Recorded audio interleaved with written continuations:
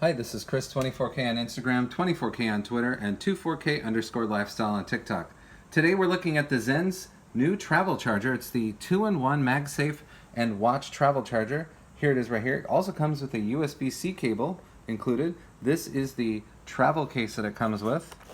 So it's got a zipper, so you put the USB-C cable up here and the unit down here, and now we'll show it in use. We have it hooked up to a battery, so we'll plug this in, setting it right on there. As you can see, even with the QI charging, it will charge the QI enabled iPhones, so everything from the 10 on up. And then we have the Apple Watch.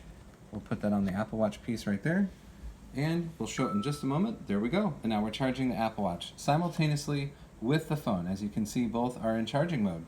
And this is the Zens travel charger. It offers 15 watts on the MagSafe portion and just a couple watts for the Apple Watch charging. It's very cool. It's totally portable, and it's perfect for when you leave the house or need to use it anywhere to get both devices charged wirelessly. Even works with a battery. Please subscribe to the channel. We appreciate positive comments and, of course, thumbs up. Again, this is the Zens Travel 2-in-1 charger with MagSafe and Apple Watch compatibility.